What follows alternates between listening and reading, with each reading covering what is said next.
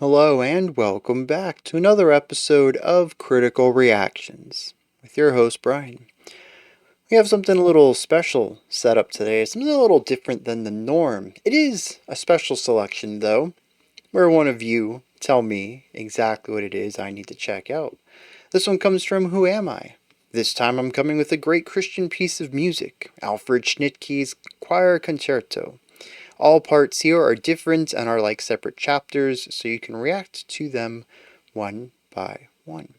So that is what we will be doing. But there's also some extra information on this. They sent a separate email that mentioned that the lyrics in this choir concerto are taken from chapter 3 of Book of Lamentations, authored by 10th century medieval Christian poet Gregory of Narek. They couldn't find a translation, so they did it themselves. The lyrics are translated from Russian, originally going to be a direct translation, but they put the extra work in to make it flow and have a poetic element in English as well. I really appreciate the extra effort that went into this.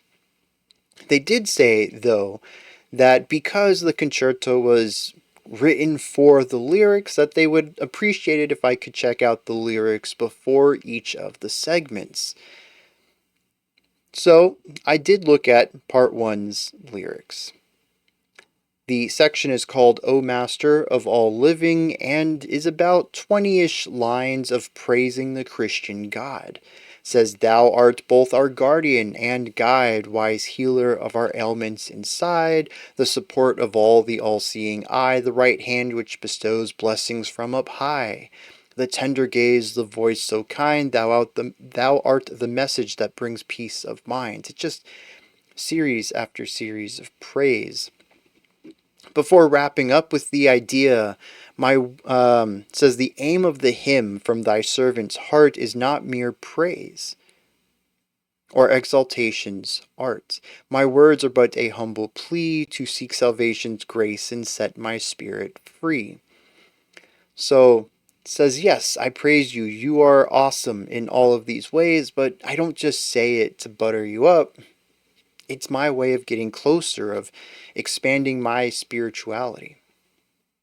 So that's what this first segment is going to be about. I did make this a bit bigger. We have sheet music up, and I think if you're on mobile, it's still going to be pretty difficult to see, but it's really the best I can do without putting it as the whole screen, and then I'm blocking half of the sheet music anyways.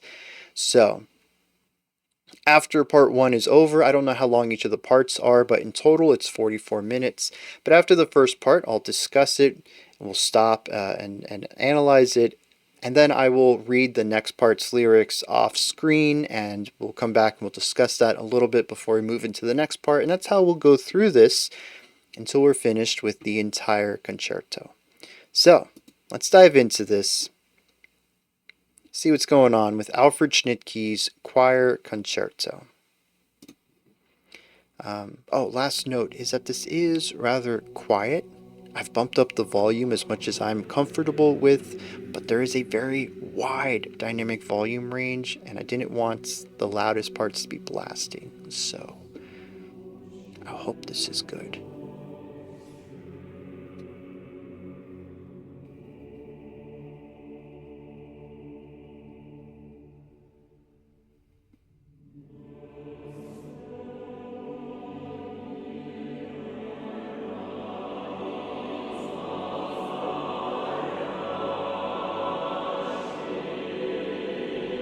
Interesting 3-2. It's one bar of 3-2, but that is a wild time signature.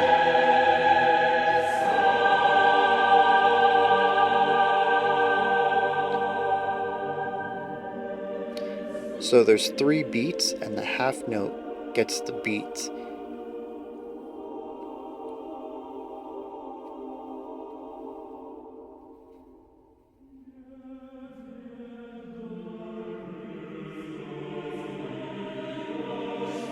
Oh, yeah.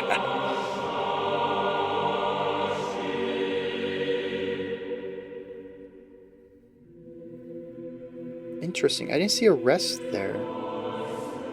Or an extra beat. Or like a fermata that might imply. I don't know. That was little bit of playfulness with the time there, I think.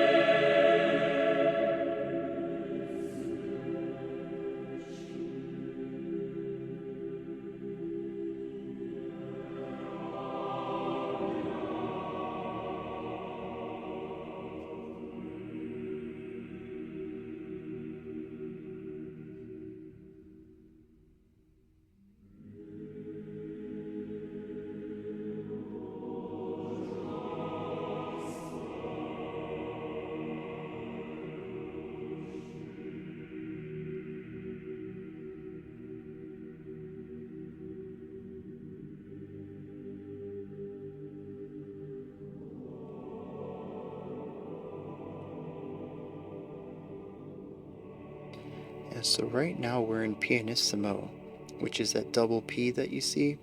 That's pretty quiet.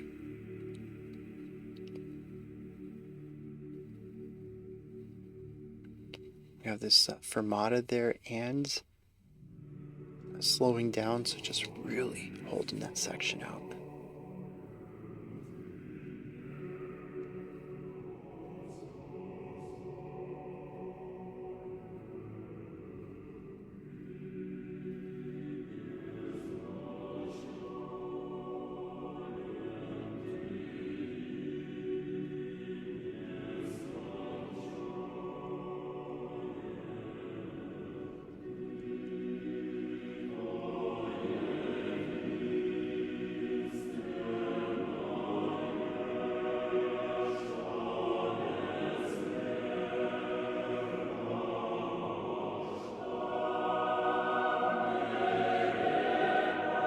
That's just gorgeous.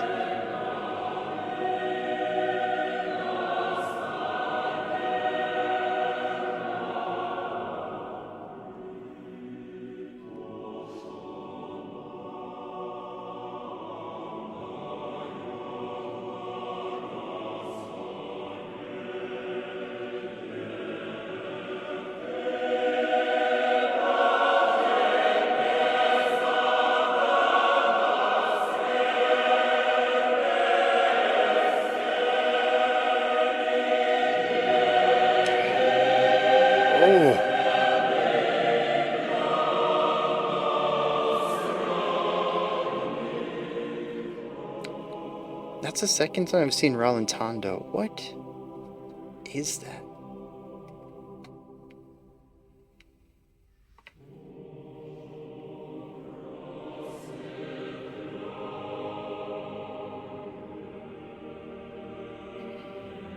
Because we do tend to stretch time out there, which makes me think of it. Oh, music theory Reddit. What's the difference between ritardando and rallentando?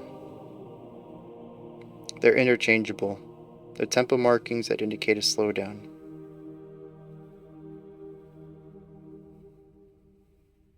Okay.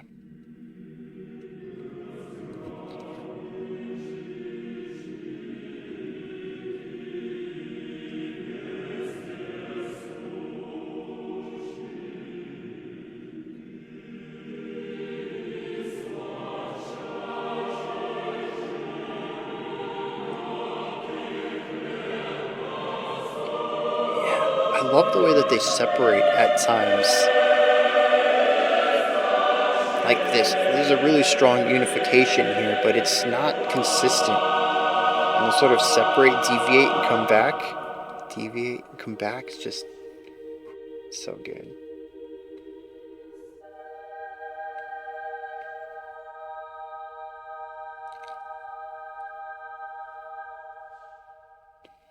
To be able to hit that note with such clarity and not volume.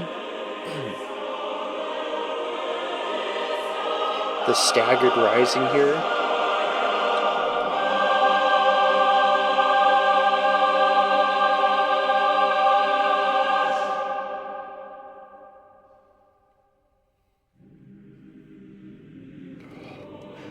the natural decay on that reverb of the acoustics of the room into starting at pianissimo again.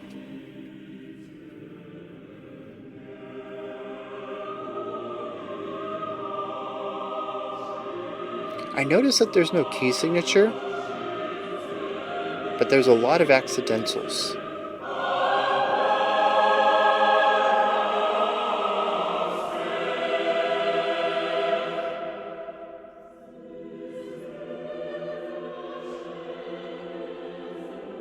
Well, okay, so the accidental... Yeah.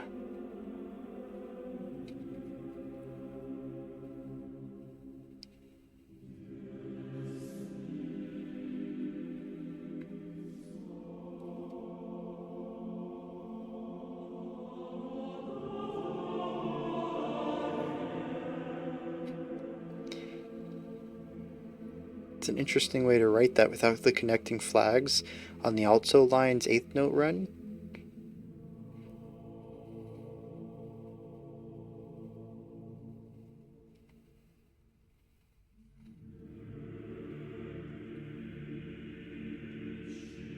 Oh, we have some ways. Alright, we're about halfway through movement 1. Oh yeah, we're only on line 12 here. Now we're at 26.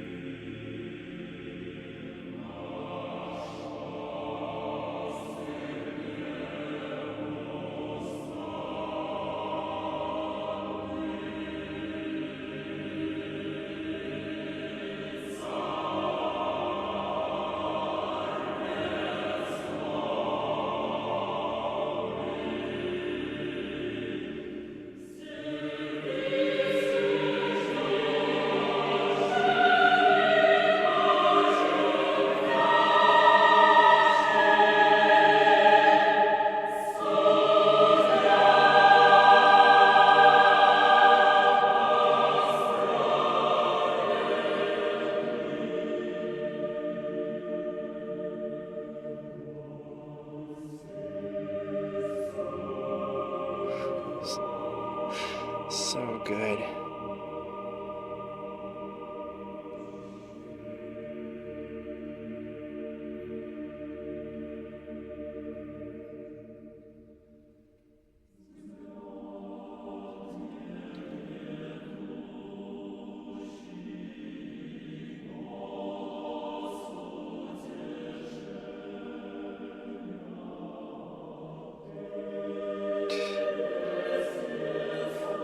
Dude, that soprano line every time.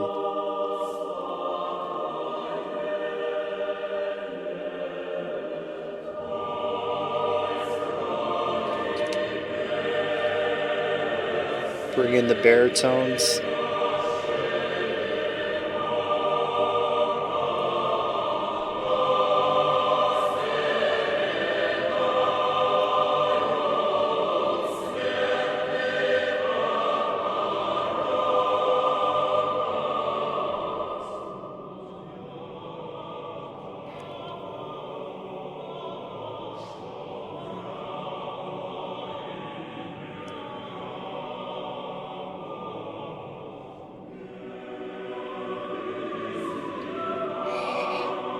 I'm melting.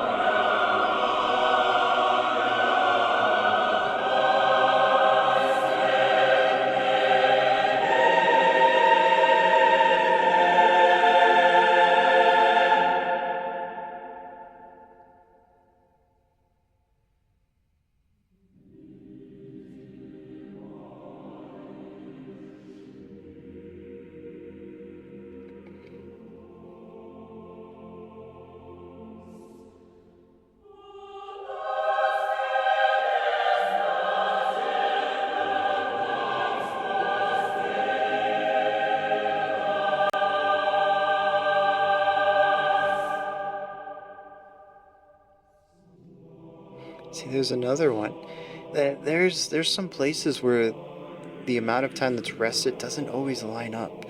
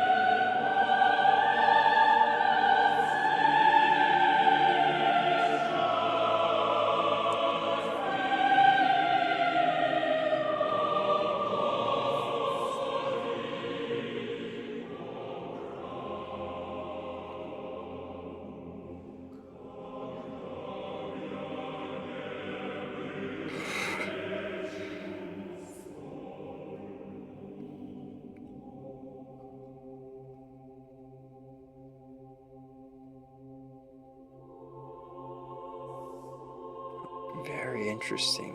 We're gonna have some rising energy coming up, shifting time signatures, but our low end is just holding this drone.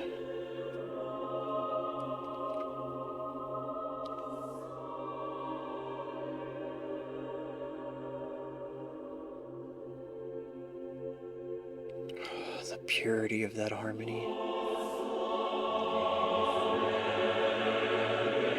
Was that FAC?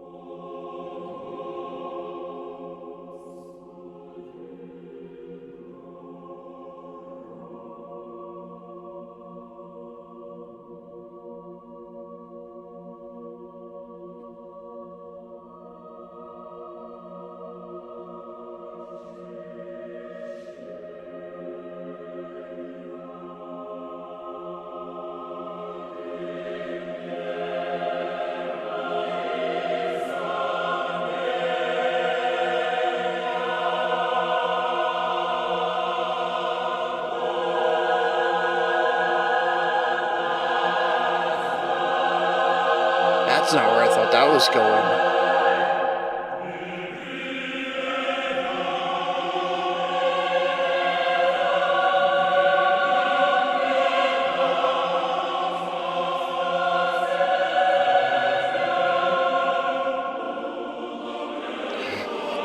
What a wild shift.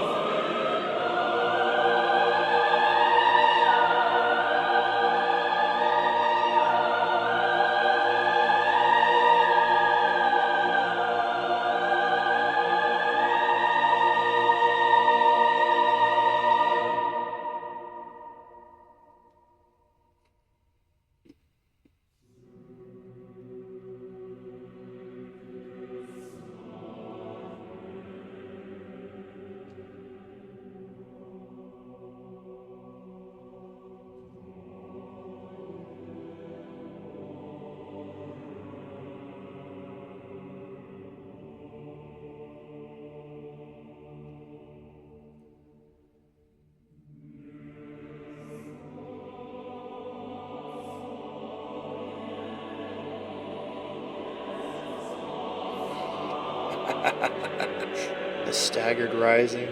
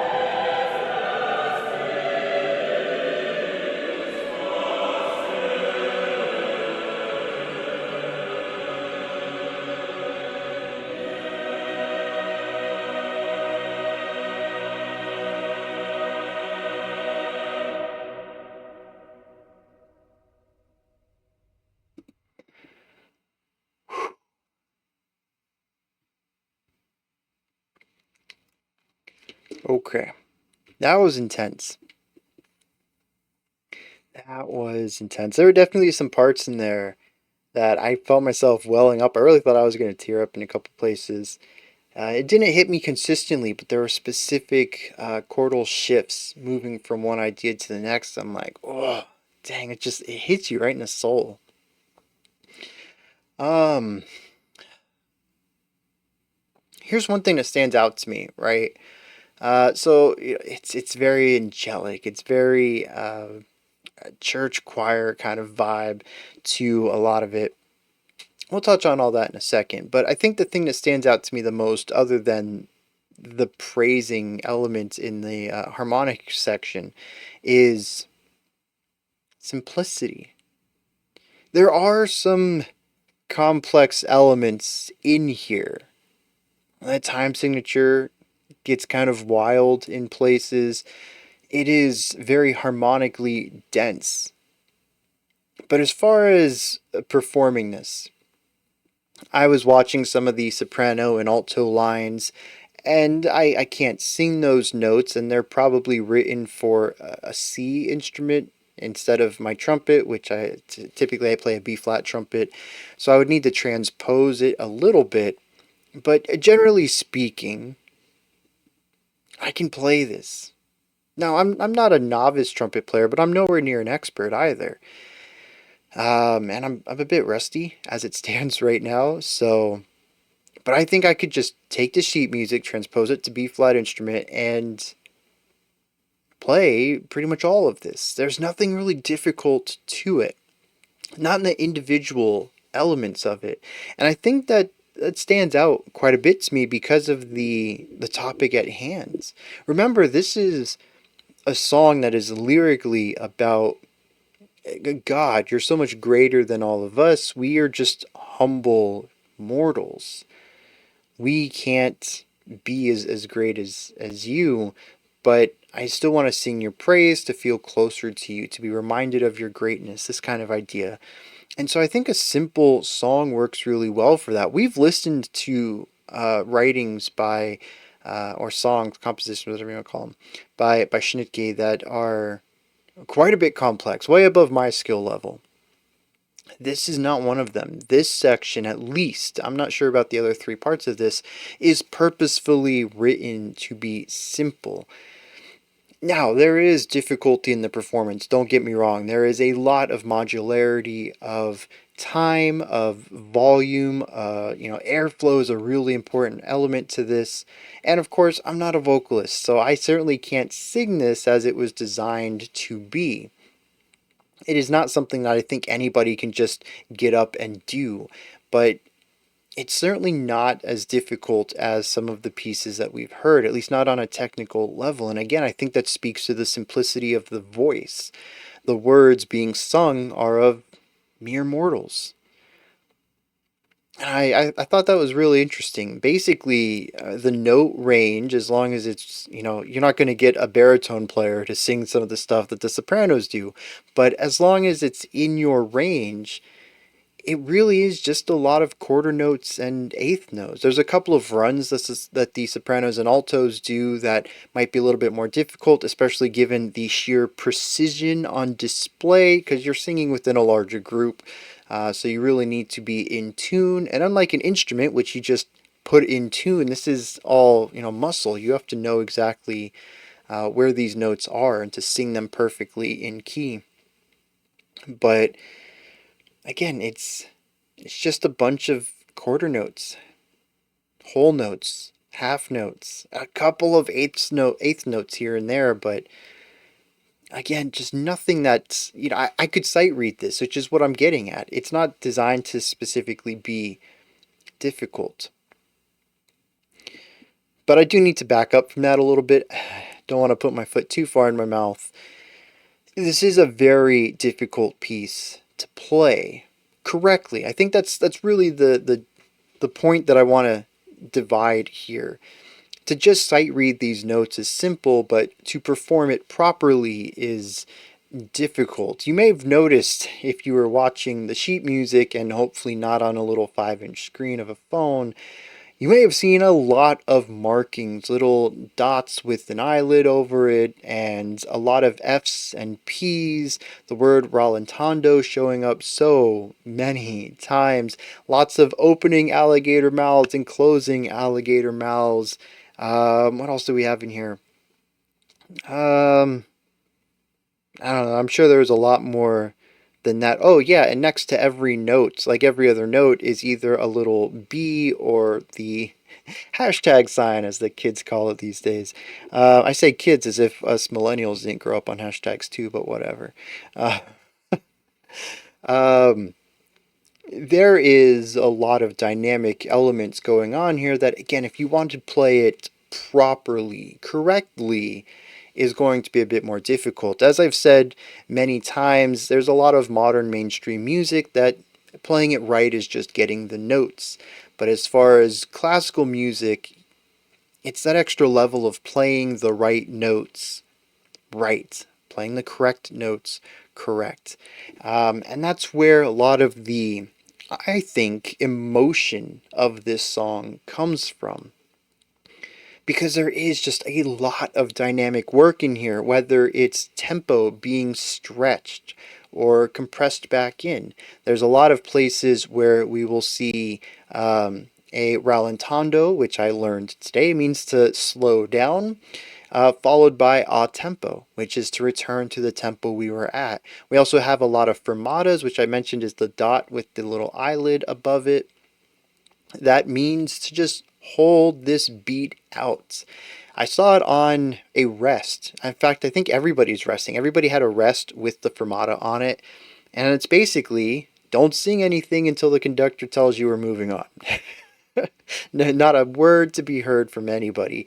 But yeah, you just kind of wait until the conductor says, okay, we're done holding this note out, we're going to move on. So fermata is just a really long pause. We have Fs and Ps and MFs and FPs and triple Ps and triple Fs, and this is all just volume. P is piano, F is forte, forte's loud, piano's quiet. The M, P, and MF sit in the middle, so if F is loud and P is quiet, then we have MP, MF, F. M stands for mezzo, so we have mezzo forte, mezzo piano. And then above and below that, you just keep adding more of the letters. So you want quieter than piano, you put 2 Ps, you put 3 Ps. I don't think we had any 4 Ps in here, but that would be super quiet. Same with Fs, just keep adding more. I know 2, you put Isimo at the end, so you have fortissimo for double F, pianissimo for 2 Ps. I don't know what the word is, though, when we put 3 of them. Anyways, though, as you can tell, though, and just listening to it, you don't even need the sheet music, there is a wide range of volumes in here. And those don't always correlate with pitch either. There were some places where we were rising in pitch while also getting quieter, which is a very cool sonic thing to experience. That's not the best way to describe that. Whatever, I can't think of the word I want. But what's also really interesting, though, is listening to some of these sopranos hit these really high notes, full chest, too. There's no falsetto going on there in those moments that I could hear, but super clear sound, full-bodied. There's nothing in the sound itself that feels weak or empty. It feels just as if they were belting out a much louder note. It's just not loud. Full clarity, quiet volume. It just blows my mind. And like I've mentioned before, I've had to learn the same technique. It's about air pressure, not about air flow. You don't have to push more air through just to make it higher pitched or louder, but you do need consistent pressure. And it's a really difficult thing to learn how to make higher notes while not making louder sounds. But the thing is it makes sense to me on a trumpet because I'm manipulating an object, an instrument. I have no idea how they do this with vocals because Because it's all this. Like, there's nothing to manipulate other than the self. This is just total mastery of all of the vocal muscles and stuff. It blows my mind every time. This isn't the first time we've heard a vocalist do this, and it's not the first time I've had my jaw on the floor for it either, and I think it will always. I'll be like 90 years old, and I'll hear something like this, I'll be like, dang, how do they do that? Someone can explain it to me. I might be able to understand the science behind it. It's still magic. Okay, it's just it doesn't feel like something that should be feasible, and these people continue to do it, and it blows my mind. Um, is there anything else? Oh yeah, the alligator mouths. So if it is opening up, well, actually, from your perspective, opening up as it goes to the right, that means to get louder. And if it closes as it goes to the right, that means to get quieter. Pretty simple, but some of these are going across 3, 4, 5 bars, which means you have to have this constant yet static, a consistent diminishing of sound or growth of sounds across the entire section. So yeah, there's just so many little minutia that you need to pay attention to and incorporate into your performance. And this isn't their first time. They've practiced this, they've rehearsed it, they know all this by heart pretty much, I'd wager. But it's still about perfecting the right notes. Yeah, you can play every note on the paper, but did you play them all correctly? And that's what really stands out to me, is just how much work and effort and perfection went into this performance. Now, I mentioned harmony. I think this is a really key element here. As I mentioned, we don't have a lot of rhythmic movement. We do have a few sections where I would say, okay, this is melody. A lot of those are solos. It even says on the paper, solo instrument. You know that they have the solo here. But they take up such a small part of the song. I'd say 70 or 80% of it is all harmony, where any sort of pitch-wise movement is there to strengthen or embellish or even change the atmosphere of the song, the chords that we're listening to. There's just too many moments where we hang on to a note and focus on its placement within a larger context more so than viewing it as a piece of a melody, a lengthy idea. It's always very much in the moment. And so the song ends up to me being very chord based, very harmonic focused. And for good reason, too. We don't have a typical 4 chord phrase in here. We don't have a 4 chord loop, or even an 8 or 16, or, well, yeah, even jazz doesn't really get much past that. But yeah, we're not looking at a loop here. The melody itself is how the harmony progresses. The harmony is the main thing. It's the linear element in the track. And so it becomes the main focus. And the harmony tells a lot of information. Some of this gets a little interesting because there are some really dark, tense chords that we land on in here, but I don't think they ever represent anything negative. I tried to pair some of them back to the lines in the lyrics, and I don't think I got a single part where I had things line up, because we don't have line markers on every single page, and something will come up and be like, oh geez, what line are we in? I don't know. And then maybe the line marker will come up a page later, and I'm like, oh okay, so this is, and I'll try to figure it out, but I'm also trying to keep up with the music. So, but I don't think any of them ever lined up with anything negative lyrically, primarily because like 99% of the lyrics are positive. It's all praise. So what do these sections mean if not negativity or darkness or discord? I really think they're there just for contrast.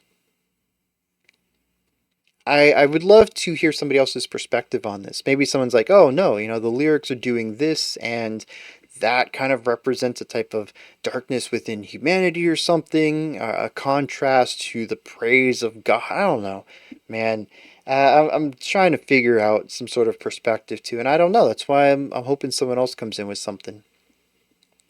But as far as I can tell, music that is just constant, good sounding, positive, consonant tones, it's not interesting. As with everything, we need a little bit of drama to spice things up. It's why watching a film about somebody where nothing goes wrong isn't an interesting film. We need conflict. And the same is true for music.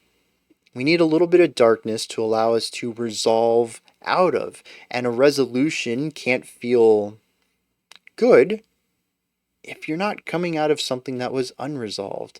And so as dark and tense as some of these chords can get, at one point I think I made a face. I was like, ooh, now that is dissonant. It really only happened once or twice. Most of it was rather standard fare types of tension in chords, but there were a few that were just really gritty. And but they always resolved so beautifully. But the other cool thing that we got out of those is delayed resolution.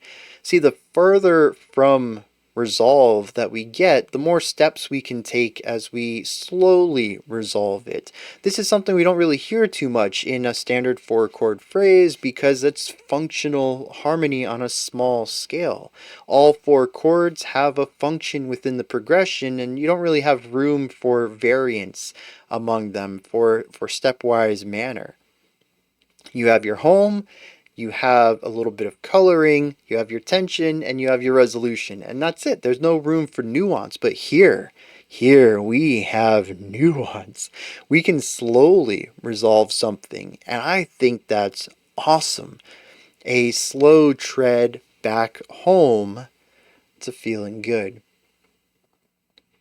And it works so well in those moments too. It really does. So anything else I wanted to bring up? So we talked about musicianship, difficulty of playing, simplicity of composition. Oh yeah, and harmony. Oh yeah, while we're still on harmony, geez, I almost forgot about this. As I mentioned, there's just a lot of elements in here that feel very divine. It feels very awesome in the original use of the word, to be standing in or experience something that makes you feel awe. It it's very churchy sounding to me, but at the same time, well, see, here's the thing: does it feel like praising a deity and the awe that is accompanied that, because these are the sounds I've associated with church music? Or were they used in church music originally because they are inherently awesome chord progressions? I don't know. This is a chicken and the egg thing. Regardless, this sounds like the type of music that we hear in Western religions for exalting deities. And it absolutely feels like that to me. There are so many moments in this that just have absolute beauty. Just gorgeous progression. And again, nature, nurture. Actually, that's a really good question. Do chords have innate feelings to them, or did we ascribe them? Oh, geez. I don't know, man. That's like a totally different topic. I don't have time to go into that today, but I'm kind of curious about it. Is the major chord happy because it is happy, or because we've associated it with happy things? Anyways, this song absolutely fills the fills that sound consistently. The chord progression, despite being linear, is always pushing towards those feelings of high power, power beyond mortal means. And it can dip away from that. We can find some really quiet, peaceful serenity in there as well, but we consistently find growth into these large moments too. So, yeah, it's so good. The thing is that Schnittke just absolutely kills with this style of writing. I'm going to take a moment to read the next set of lyrics, and then we'll go on from there. All right, and we actually have a little bit of a recurring pattern here. This part 2 is called A Collection of Songs Where Every Verse is Filled with Black and Overflowing Grief. That's one of my favorite hymns. There is a repeated motif in the background, continuously saying Hallelujah. But for lines 1 through 18, give or take, it speaks about the wide spectrum of lived experiences.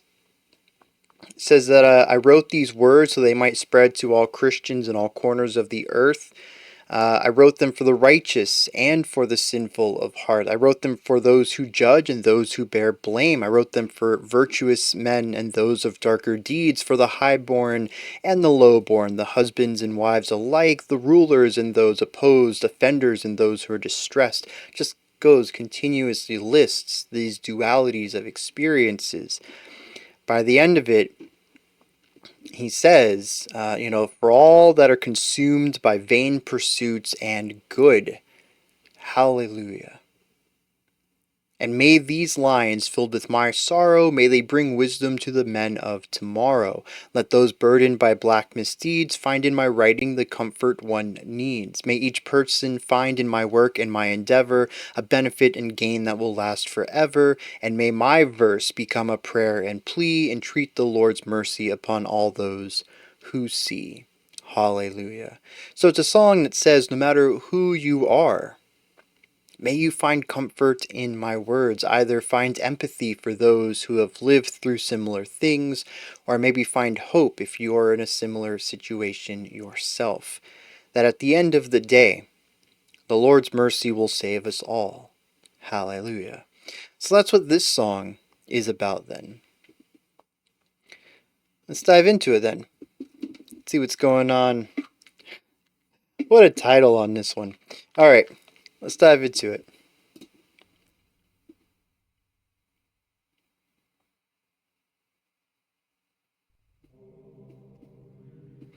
Although we have a different translation here, this YouTube video translates to I, an expert in human passions. Kind of has the same connotation to it, but a little bit more optimistic.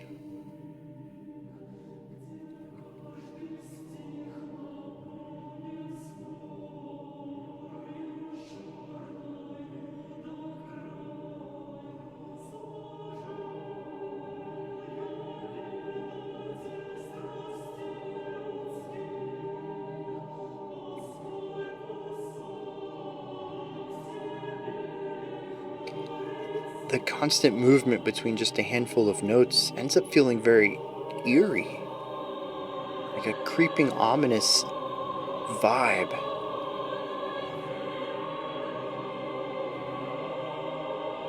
Dude, look at that thick chord up top on the sopranos.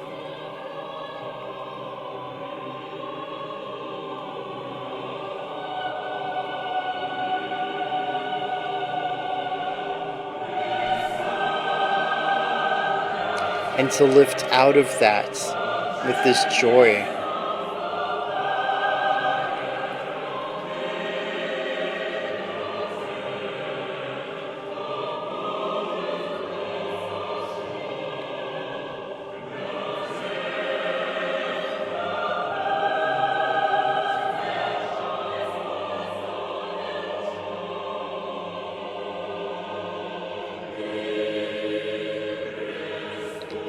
Yeah. The unification and strength of that note that chord we landed on.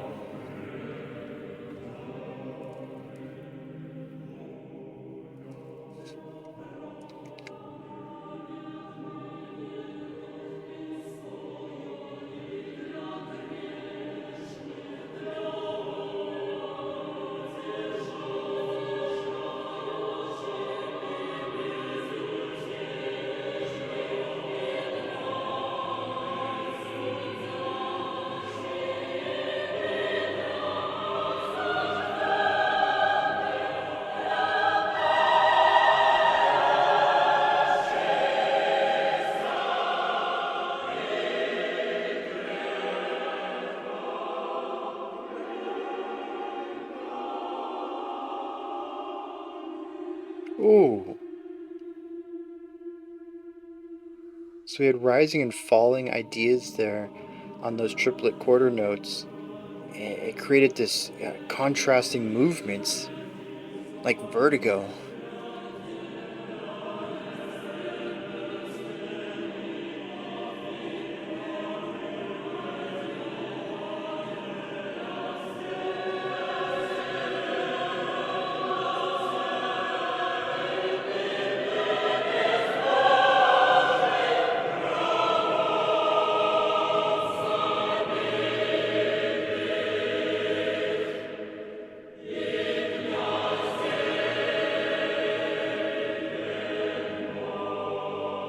Oh, it's those warm resolutions that get me every time.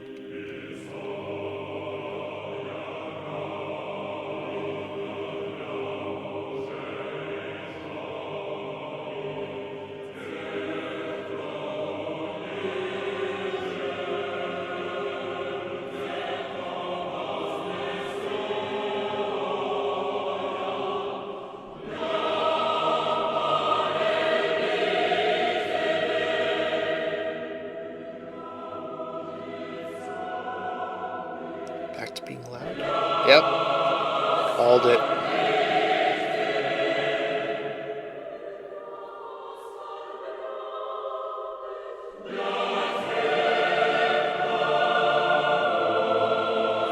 There's a lot of unification in this one, where the last movement had a lot of staggered rises and ideas where we would have trade-offs or passing the baton.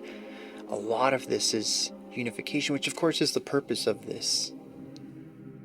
No matter who you are, I hope my text does something good for you. That my writing is for everyone, one of humanity.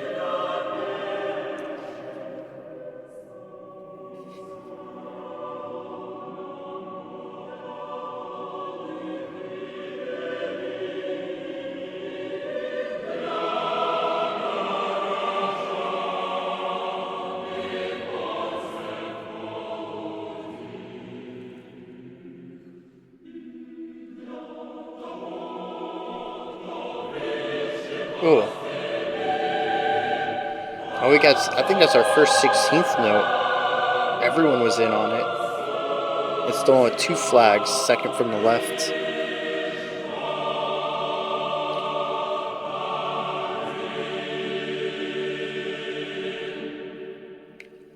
Poco Pumoso? I don't know what that means. Oh, we do have call and response here now.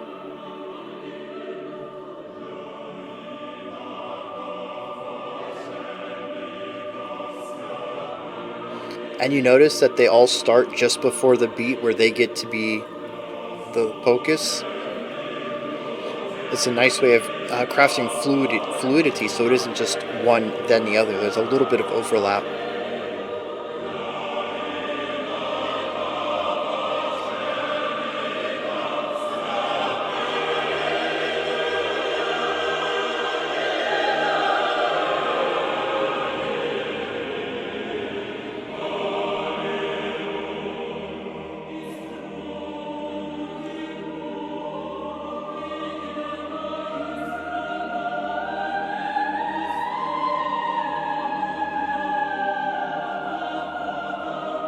The bass drone.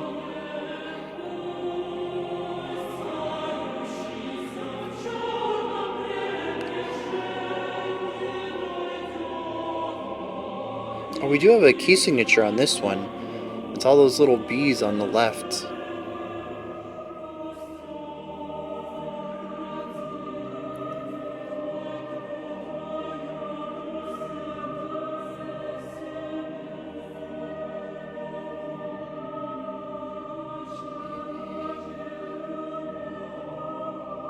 And it's kind of starting or ending how it started.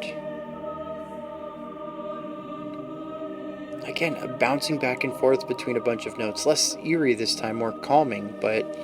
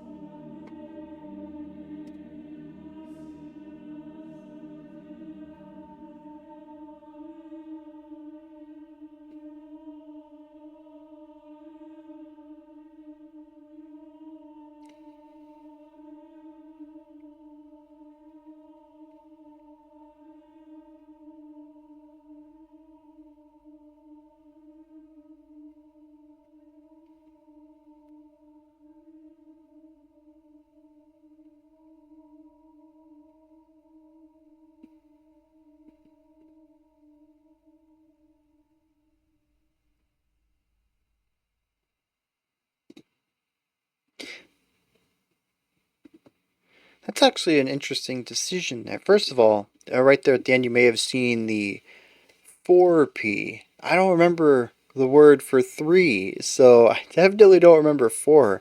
And I don't think I've ever actually seen one before. You know what? I take that back. I vaguely recall we've checked out a few sheet music reactions on this channel, and I think we have seen them, but I've never seen one in person. It's always been, digital sheet music. Um, this is pretty cool. But there at the end, oh, it's because they're gone. Okay. So I saw the three staves, and I thought that those were three instruments, or three vocal ranges, but I was wrong. The top two are both soprano, and then the altos under that. So the tenor and uh, baritone. I don't know how I could think of that. Aren't present here. But I was thinking, the baritone had been this pedal note for like 8 bars here, just holding out this lower tone. And they're not here doing that, but the soprano does end up holding a note out. And I was like, okay, so they inverted it. But no, because the baritone isn't here to play the bottom part. And I totally missed it. That's the alto group. But I do think that's pretty cool, though, where the sopranos had been playing the moving idea for so long, and then they get to just hold out these notes, and then somebody else takes up the movement. Granted, so quietly that I couldn't hear what was going on, but the sheet music says that they're doing it. Alright, so I'd mentioned unification. And I do hear a lot of that in this track, a lot more than, well, I say track, a lot more in this movement than the first. The first movement had a lot of elements that I completely forgot to talk about, with the melody being passed around between different instruments, or being staggered, where we will hear a 1 bar phrase, and then they will hold out a note, and then we'll hear another group do the 1 bar phrase, and then they'll hold out something that creates a dyad, and then the next group will do the 1 bar phrase. We have this building up of ideas. There's unification in the end, but there's this growth that requires all of them. Or we'll have a lot of counterpoint or passing of the baton, things that separate the ideas out a little bit. And there's also a lot of functional work going on in the first movement, where we will have more foundational harmonic ideas, laying down a floor for other concepts, and then maybe a harmonic element giving us an expansion of the chords, and then a melody and a counterpoint, or two melodies with slight differences between them, hitting many of the same key notes but having different movements between them. There's just a lot more writing of unique ideas on movement one, and this one just ends up being wholly, whole.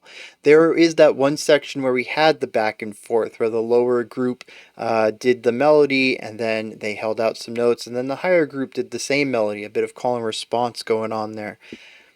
But aside from that, a majority of the time we hear everybody in union, singing the exact same things. It's where we get those very powerful, stable chords from as well, because there's a vast reduction in the notes in those chords.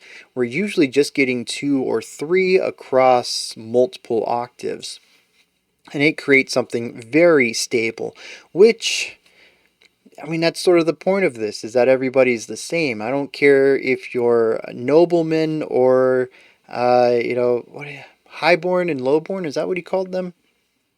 Regardless, I hope my words find you well. They either bring you peace or empathy in any way. We're all in this together, and we should have each other's back. That's kind of what I got out of this, on top of the religious element that God will, He's there for all of us, no matter what station in life we have. A unification of the human experience is what I get out of this, and bringing a lot of the instruments together absolutely leans into that in ways that I think sell this whole concept even better.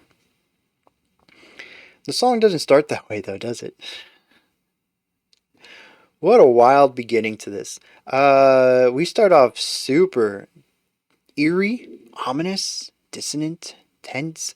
A lot of bouncing back and forth between two notes, which is really interesting in and of itself also, because I mentioned that in the first movement we had plenty of sections that are focused on slower movements of pitch changes so that we can hear the chords being played by the group, and we start this movement off with a lot of pitched movements.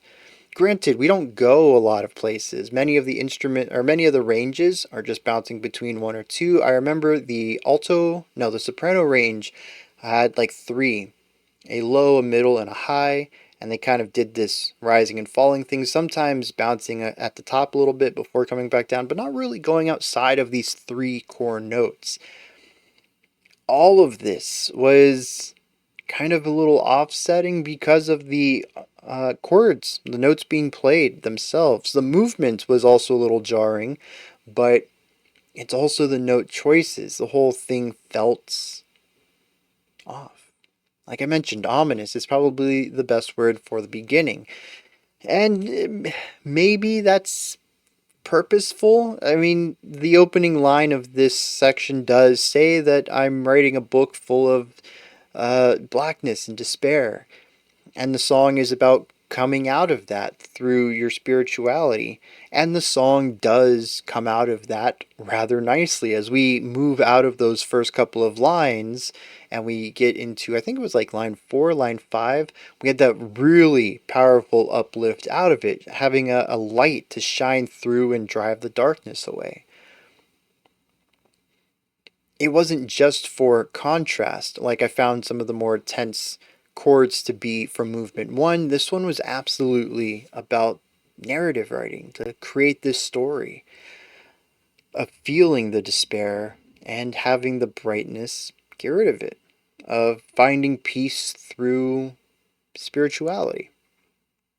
I thought that was really well done. Was there anything else specifically in here I wanted to mention?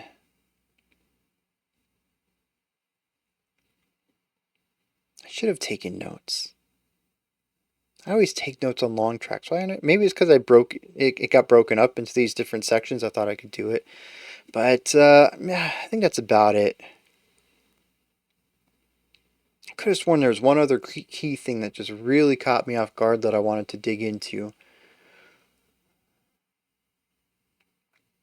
I don't remember. I'm going to look at the lyrics for part 3, and we are going to continue on with that.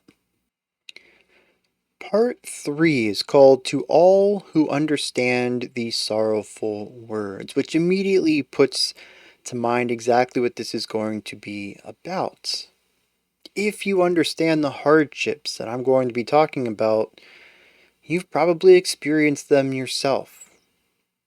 So this is a series of verses designed to bring uplift. It's 17 verses long, but unlike the other sections which just have 1 to 2 lines per verse, this has 4 to 6 per verse, and ended up taking me a lot longer to read through than any of the other sections. There is a recurring plea throughout this section that says that I hope that the words I put into this book will help people find their way towards spirituality, will help them find their way out of darkness, and I hope that it is your will, speaking to God, that you will accept them, cleanse them of their sin, help them guide their way back to light and all this stuff. There is a point, I guess it's about, verse 6, where we have an if-then structure. If this happens to this person, then I hope this happens. If my song brings understanding to other souls, then Father Heaven, let thy grace not withhold its gifts. And if those who grasp my verse so deep lift trembled hands in fervent prayer, may their prayers with their sorrows weep, find in a union thy love and care. Basically, if you understand the darkness I speak of, I hope that you can find healing of those wounds. And of course, God's love. You got to toss that bit in there. And this just continues on. if someone is beset by dark and fear, I hope that they find ways to find cheer. And if someone has a weak heart and of little faith, then hopefully your hand will fortify their fragile place. It goes on and on and on about people who are in worse and worse situations where it starts out with just being sorrow, but by the end, if one is in pride's fatal snare, or if those by Satan's lies are made blind, and we get to like the worst things you can do, it is still at that point, I hope that they can come back to you. No one is too far from being saved, and I hope that my words with this book can bring them back, can help them find their peace and sanctuary with God. That's what all of this is about. So I expect it to have a little bit of that darkness that we checked out at the beginning of the last movement. But again, by the end of it, I'm expecting a big uplift as it is about moving out of the darkness of Satan's grasp into the light of God's warmth. So, let's dive into it and see what's going on with this third movement.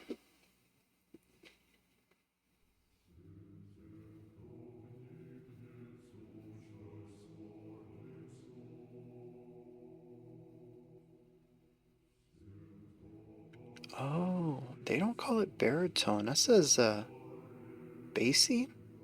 Bassi?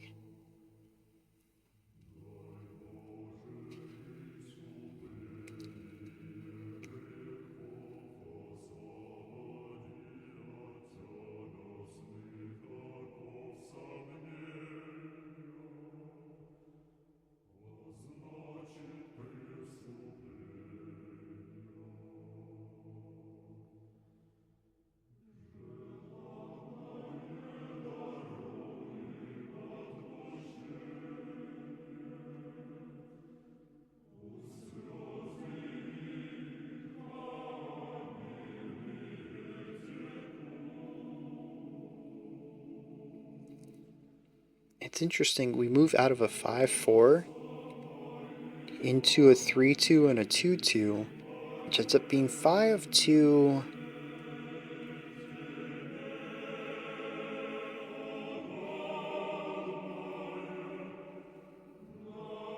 But then we also have the 6-4 there, so I don't know. This is a lot more complex to sight read.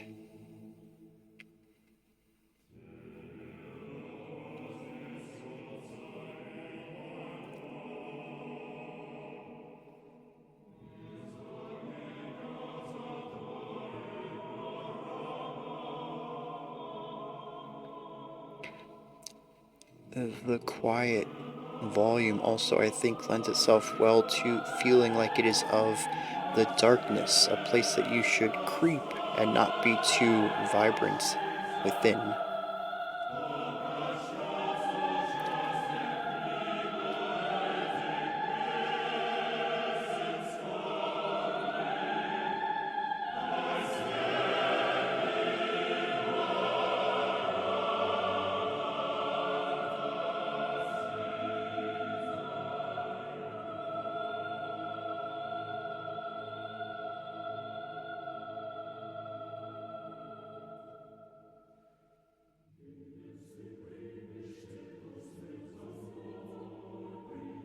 It's a big fan of using those time signatures with a 2 on the bottom, implying that half notes get the beat.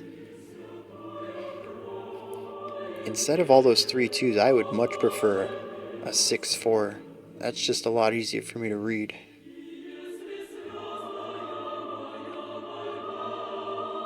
Oh, we have a 6-4 here, so it's interesting that he doesn't always use those.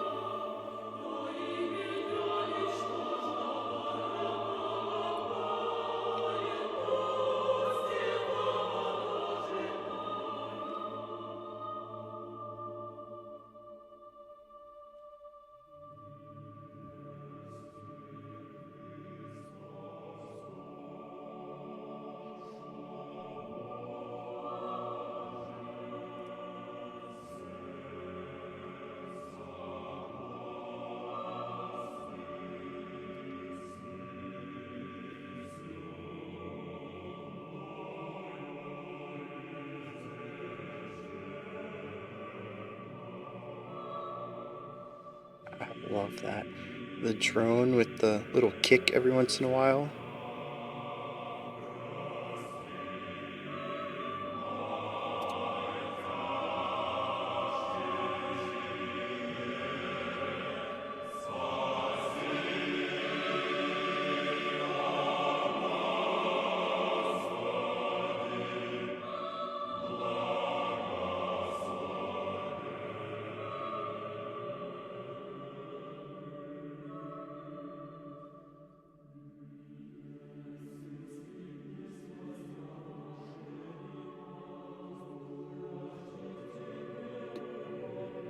I can already tell this is going to be a good section.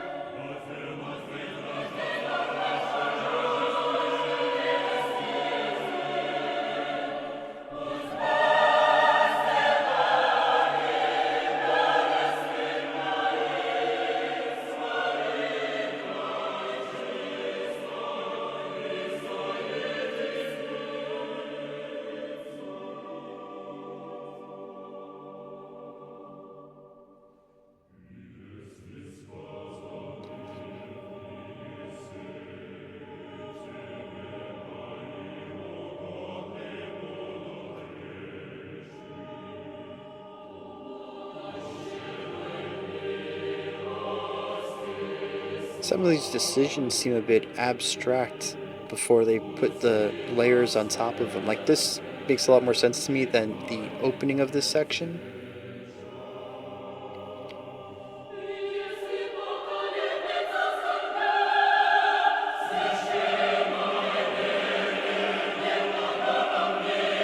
Oh, those are some choice harmonies.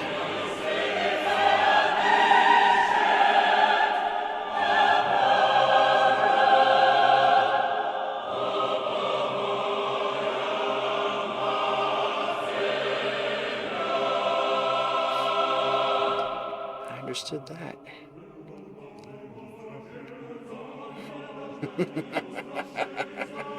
That's a fun section.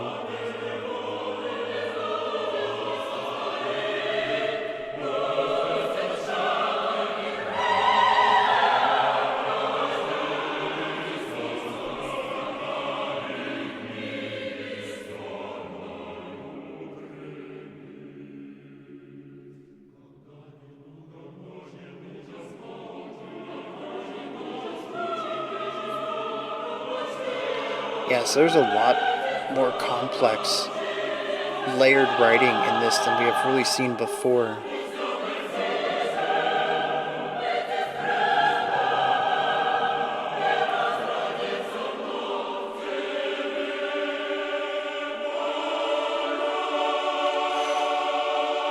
So good.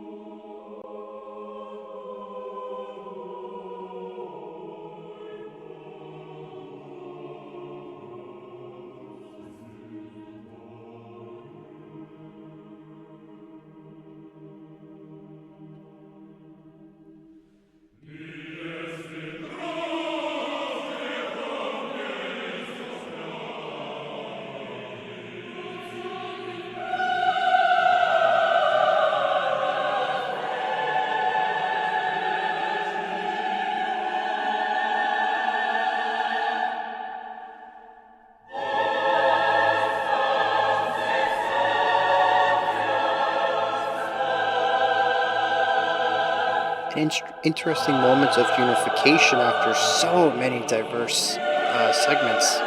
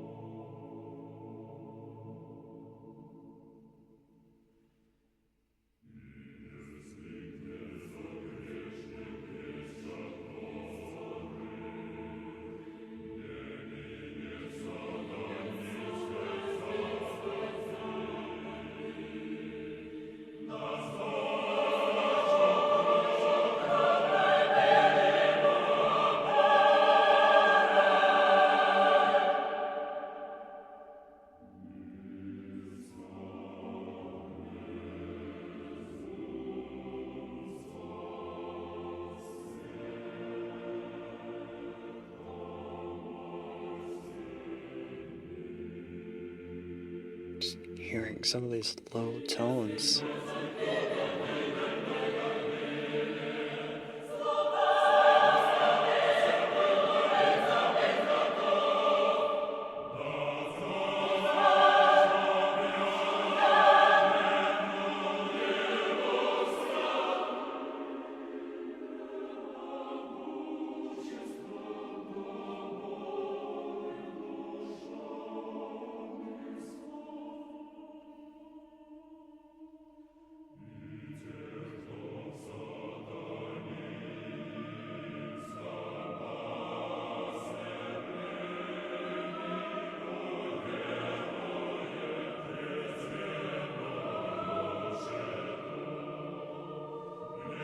Those slurred notes all together at the top ends.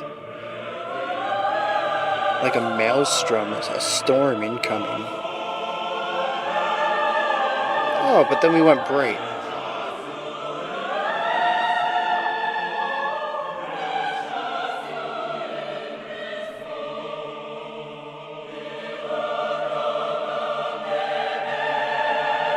And we're in the last verse now.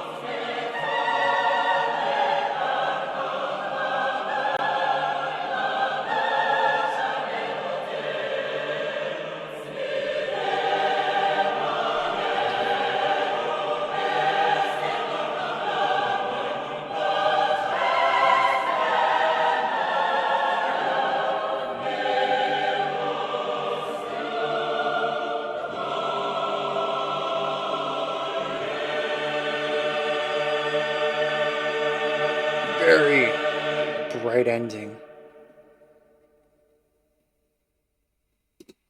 Alright, that does not leave a lot of time left for the final movement. Also, this has been going by so quick for me.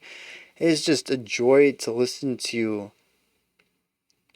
I will say that one kind of lost me a little bit there towards the end. There were some sections that I don't think they were bad. I couldn't get them on a first time. Does that make sense? And that's not to say that I fully get the other two movements. There's probably a lot of depth that I'm missing that I would pick up on subsequent listens, but I got them, some level of them on the first time. I enjoyed them, I appreciated them, I understood them, or at least understood parts of them. This one kind of lost me a little bit, though. There's parts of it that I really enjoy. Don't get me wrong. Any of the staggered ideas were phenomenal, especially as we expanded those out to 8, 9, 10, I think, even separate ideas of staggering every other beat and just really building up this cacophonous sounds. Those were phenomenally done, and the way that we move into cacophony and then back out to consonant order. Yeah, this just is phenomenal. It really is. It sounds so good. But I mean, there at the end, I think the last minute or so, it was probably like the last 3 verses. I don't know, I started to fall off of it. I was kind of missing out what they were doing. It wasn't really clicking with me the way that the other 30 or so minutes of this song so far have, and I can't really put my finger on it. This track doesn't really do anything differently, I think. It's still really strong in a harmonic area. It still has phenomenal musicianship to it. It has these really intense lows and fantastic highs to counter it. There is interesting writing throughout. I don't know, maybe I'm just getting a bit fatigued of this style. Maybe it is intense. I'll give it that. And maybe that raw intensity is just getting to me. I'm not sure. But there was a little bit there towards the end. And I was like, okay. I was counting down the verses. Oh, we're at 15. Oh, we're at 16. Yeah, and I even vocalized like, yep, this is our last verse. I probably could have played that off as just a nice reminder for y'all, but it was also a reminder for me. I was looking forward to it. I'm really hoping that the way that we wrap this up grabs my attention once again. But I think that's also something interesting about this song overall, the entire concerto, is each of these movements have been different for sure. There's parts of it that solidify it as its own idea within the larger work, but there is also an element of growth across it all too.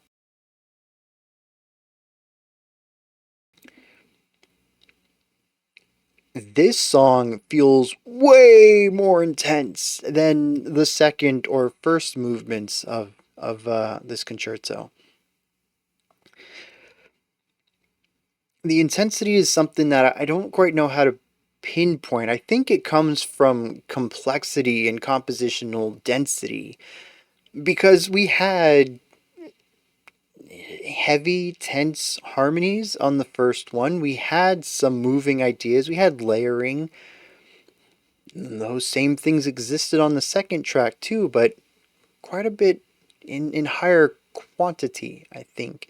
And here I think we're delivering on quality. The depth of these ideas are larger than we've heard before, and through that they're finding more density as well. It's not just that the sections are more intense or more dissonant or more chaotic or more layered, but it's also that they're doing all of this to such an extent that we haven't seen on the other tracks. It's not just the effect itself, it's how much of it's happening.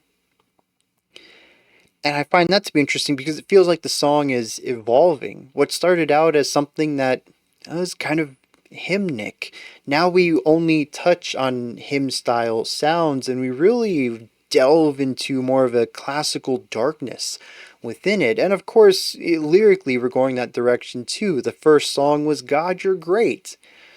And the second movement was, what was the second movement? Why am I blanking out on that? Oh, yeah, it was, I'm going to write about some bad stuff and I hope people can find help out of that. And the third one was, there are people in really bad places. And I hope they know that they can recover from them, but they can get real bad. And so, like, the themes have become darker and it pairs well with the progression of the overall track. I'm enjoying the movement between all of this, is what I'm trying to say. While there is a very similar foundational composition to this song where everything does so far fit together, this is certainly what we've listened to 37 and a half minutes of music that's designed to be played together. There's no point in here where I'm like, oh, these are all separate tracks. They could easily be on different albums, that kind of idea. No, it's all, they all share a common thread between everything, but they also have their unique elements too. And it just feels like multiple acts of a film more so than just multiple tracks off of some random album, you know. A non-concept album, I suppose I should say. Something that maybe people don't know that they're wondering about, and maybe other people are very keenly aware about it. There's been a few sections with drone in here, both for the lower instruments, the lower ranges, and the higher ranges. And they'll go on for 5, 6, 8, 10, 12 bars long. We're talking about holding these notes out for a very long time. And there might be some people thinking, these are people singing. How does someone hold their breath that long? Well, you know, there's definitely people I think who could do that if they needed to. Maybe even they're part of this choir. But what's probably happening is a technique called staggered breathing, which you probably can already tell just by the name of the technique. But you breathe in at different times than the rest of your people that are playing the same note. So you have 8 people holding a note out. First one breathes, fifth one breathes, eighth one breathes, second, fifth, fourth, you know, whatever the order, whenever you need to take a breath, as long as it isn't in time with someone else, or, well, I think more importantly is multiple someone else's. 2 people taking a breath at the same time probably isn't going to alter the sound too much. But if half of the soprano section breathes at the same time, yeah, that's going to diminish the power of that drone by quite a bit for that moment. You're going to be able to feel that someone took a breath there. It's going to break it up. But yeah, so that's probably what's happening in a lot of this Something else I picked up on earlier in the track, I saw a full written name of the lower register, and it said bassy. I was like, what is bassy? Because I know him as baritone. Well, I actually got to see written out versions of all of the others as well. We have soprani, alti, and tenori or tenori. I don't know where the emphasis should be on that. Which is just soprano, where the O is swapped out for an I, alto, where the O is swapped out for an I, and tenor with an I at the end, just like bass with an I at the end becomes bassy. I'm going to assume this is just Italian. That's what a lot of yeah, that's what a lot of music words come from. So yeah, I'm going to assume that they're just the Italian versions of these words, of these English words. But I wonder if there's a difference between bass and baritone. And maybe the B being shared is just confusing me, and I think they're interchangeable. Just like I found out that rallentando is a synonym for ritardando, which I'd never seen rallentando in my life before, but I could tell that the song was slowing down. I was like, yeah, that's probably it, right? But I had to go look that up. So actually, I suppose I'll do that. I'm going to take a break right here to read the lyrics for movement 4. I'm also going to look up if bassy or bass is similar to baritone or not. All right. So I had a real duh moment right here. I'm reading this and I'm like, oh, baritone is a area between tenor and bass. Yeah, of course, dude. Tenor sax, bari sax, bass sax. I knew this already. It's just it didn't click for some reason. Um, but yeah, bassy appears to be Italian for bass. It doesn't seem to be used too often anymore. It took me a little bit to find that definition, and I got it from a source that I can't really say is super credible. So maybe there's a small chance that bassy is actually old school writing for baritone. I'm not 100% sure, but as far as I can tell, bassy is for bass, which means that they don't have a baritone area in here. But baritone does sit between tenor and bass, and I'm sure the higher bass players and lower tenor players will play in that range anyways. So yeah, I feel real dumb about that one. We're going to move into the final movement of this. It's complete this work which I began. It's only 7 verses, very short. I'm going to read the entire poem. It says, "This work which I began with hope and in thy name, complete it, Lord, so that my chanting may become a cure, healing wounds of body and soul the same. And if my humble effort finds thy holy blessing, let the Holy Spirit intertwine with this scant inspiration of mine. Extinguish not the light you've shown, abandon not my searching mind, but again and again hear the praise from thy devoted servant's voice. Amen." The idea that I hope all of this reaches the people it needs to, and for that I put it into your hands, Lord. May you search my mind and find that it is all in good faith, and that you help me. I am just your devoted servant. I've done as much as I feel that I can, and the rest is up to you.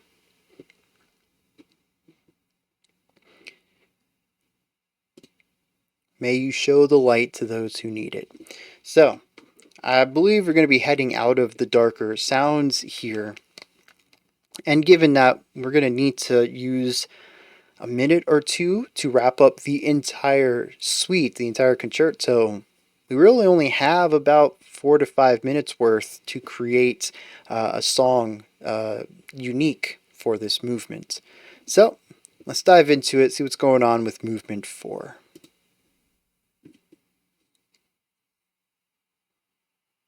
Oh, that probably helps.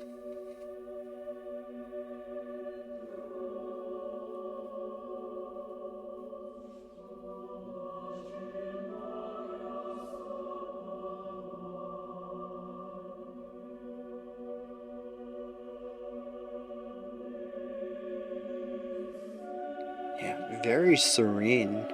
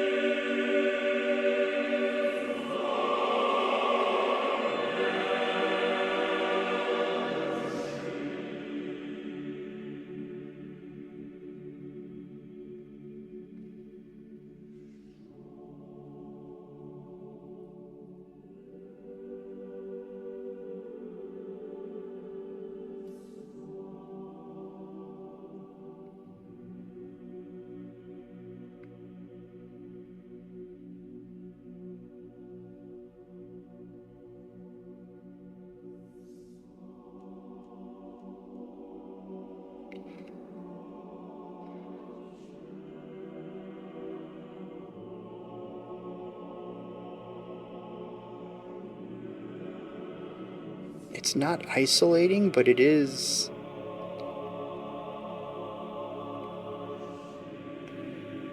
alone. Does that make sense? It's not hollow, it's not empty, but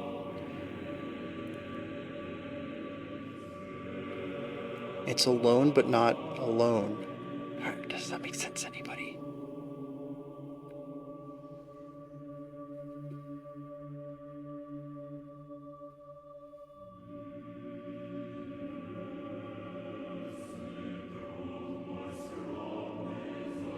It's very humble, too. That's something I'm getting out of it.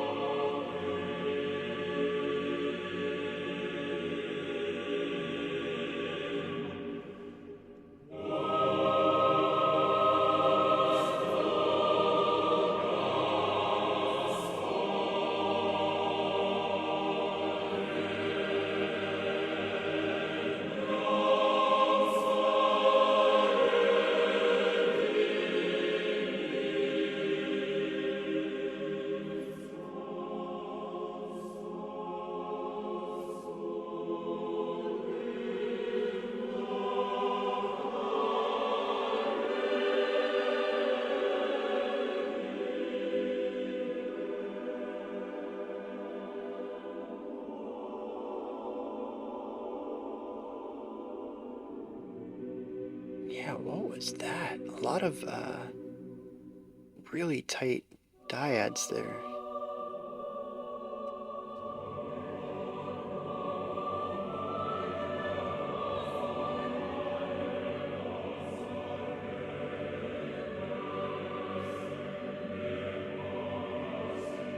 A strong element of unification here as well.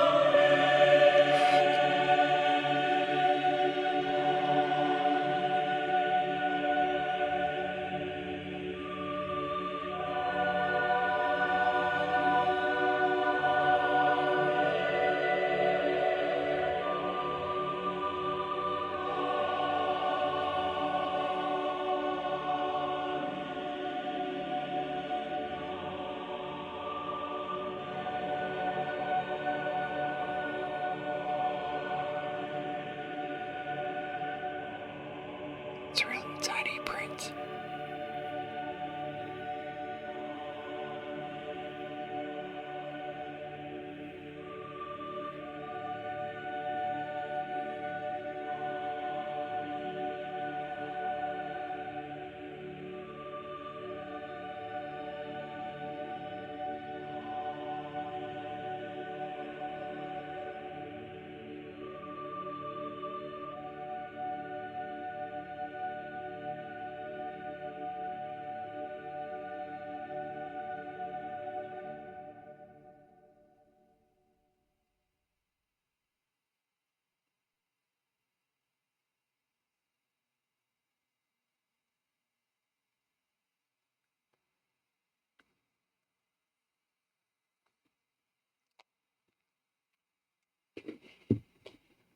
I mean, what can I say about the ending that you probably aren't already guessing? It's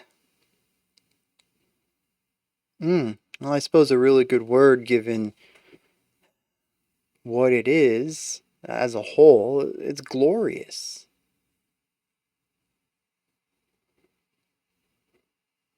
We started from a place of positivity, explored darker and darker realms, of course, all of them having these smaller resolutions that no matter how dark things get, you can always find something bright at the end of them.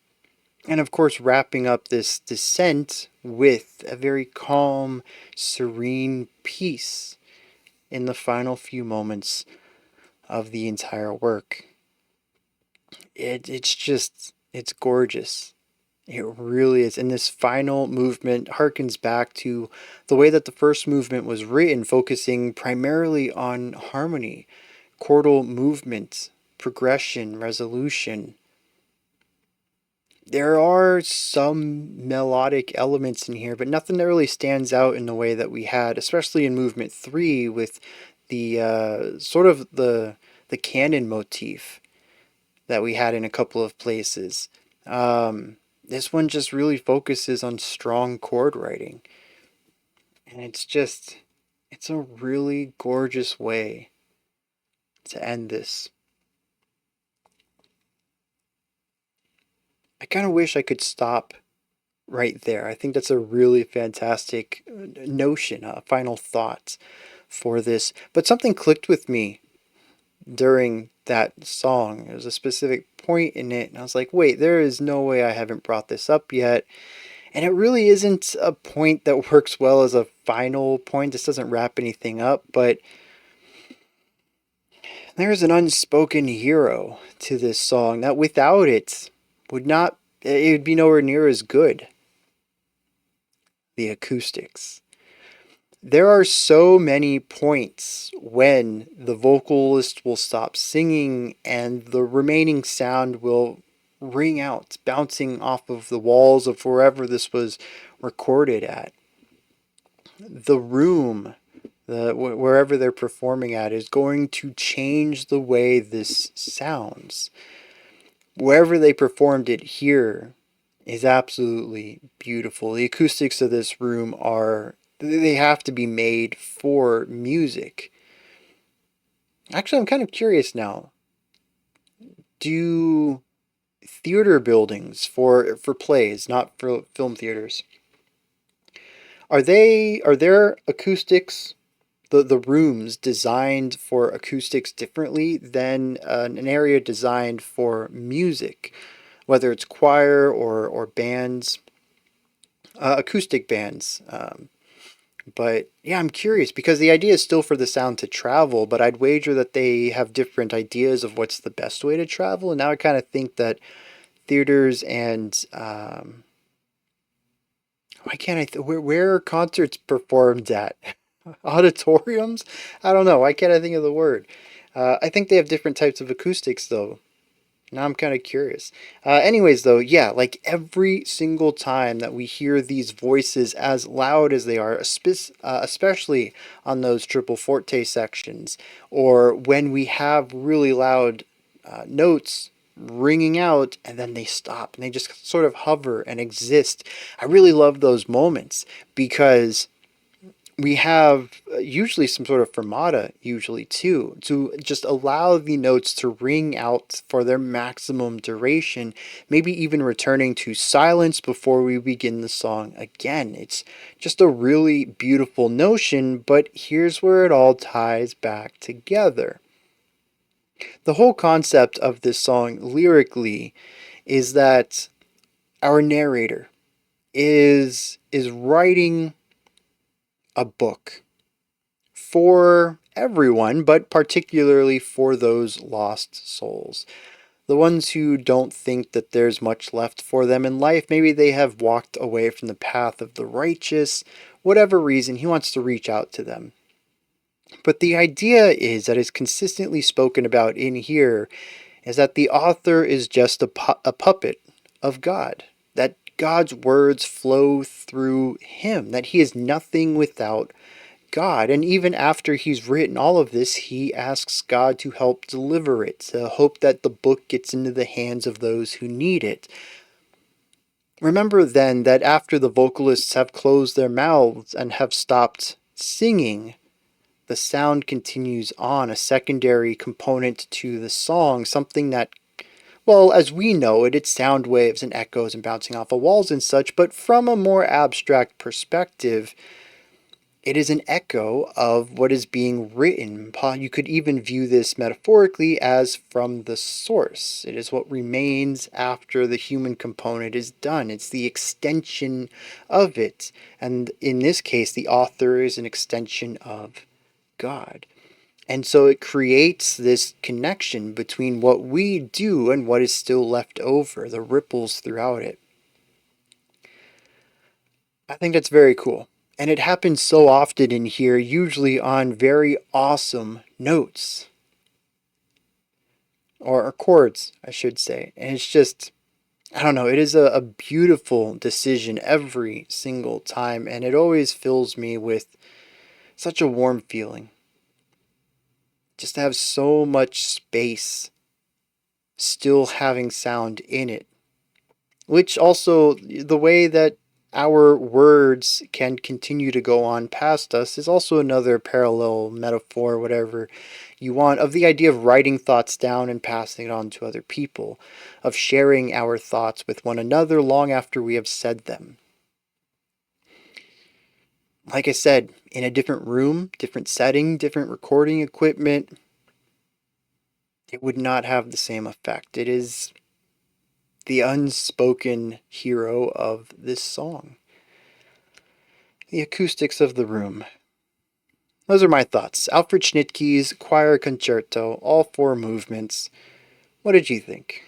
Is there anything in here that stood out to you? Anything that you would like to add on to what I said or correct me on? Maybe you just have your own thoughts, opinions, and perspectives on this track. Let me know.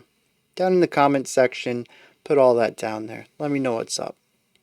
Above that, in the description box, is a link for Linktree. You can find it. It takes you here. You can find links to my music, ways to support the channel, a link to the Discord server, and so much more. Above that, if you could, like, subscribe, and ring the bell. I greatly appreciate all 3 of those. Alright, that wraps it up for today. I'll be back tomorrow, though. We're going to check out our final track for Representation Week. We're going to get some metal on the channel, but a little bit different. A band called Crypta. You might want to check it out. And then after that, some Iron Butterfly. You already know what song it is. Get stoked for that. Alright, until next time, remember to be critical, not cynical, of the music you listen to, and have a fantastic morning, afternoon, or evening, whenever you choose to watch my videos.